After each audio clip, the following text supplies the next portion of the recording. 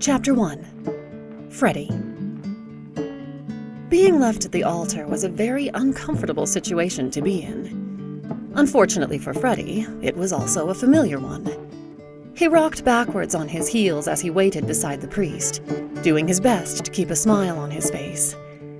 After all, this is finally your wedding day.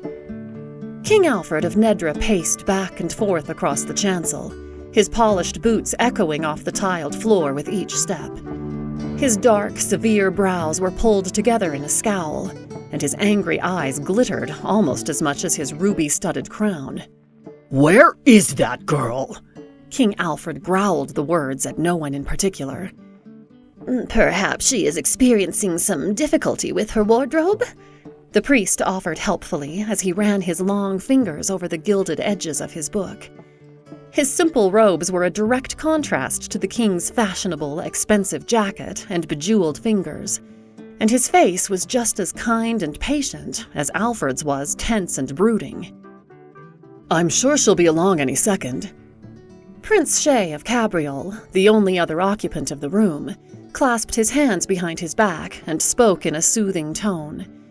He had matched his eye patch to his dark red uniform jacket for the occasion, and he stood with a military bearing that spoke to his recent service. His dark hair was smoothed back until not a single strand was out of place, and his face was smooth and clean-shaven. Under any other circumstance, Freddy would have laughed at the stark contrast in their appearance.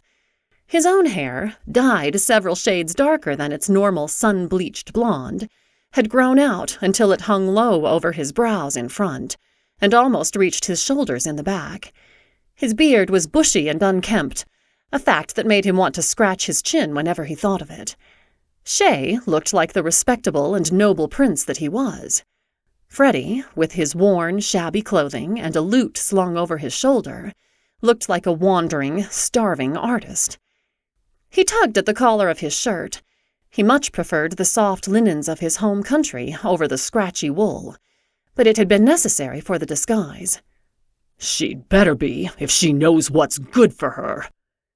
Alfred's voice darkened with the implied threat, and it was all Freddy could do to keep his smile on his face, and his protective instincts tamped down. "Come on, Lizzie, don't do this again." Shay caught his eye and raised a questioning brow. He was the only one aware of both Freddy's real identity and his subsequent investment in the situation. Freddy answered his look with a small, helpless shrug. "There's nothing to do but wait.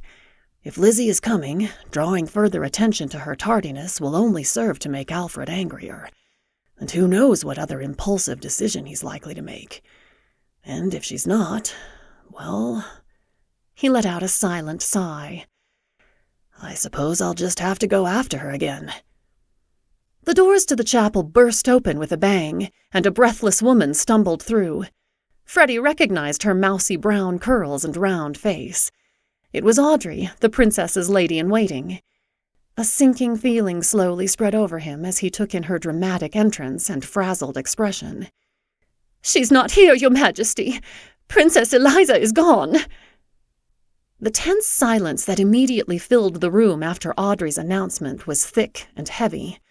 Audrey, likely seeking to escape the wrath of her monarch, slowly backed out of the chapel. Freddy watched King Alfred's face alternate between shades of red and purple, and he prepared himself for the storm of rage that was sure to come. Instead, when the king spoke, his voice was razor-sharp and deadly calm. "You!" He spun on his heel, piercing Freddy with his intense, dark eyes. "Whatever your name is, do you still wish to marry a princess?" Freddy swallowed his protests at Alfred's callous treatment of his daughter. He allowed an eager smile to spread over his face. "Yes, Your Majesty." "After all, agreeing to this will get Lizzie out from under his thumb. If he's mad enough to go through with his threat and marry her off to the first man who shows up at his door, there's no telling what else he might do if I say no. I'm beginning to realize that Alfred of Nedra is much more volatile and dangerous than we thought him to be." A troubled line appeared between the priest's brows. "But Her Highness..." has made the unfortunate mistake of believing herself to have any power in this situation.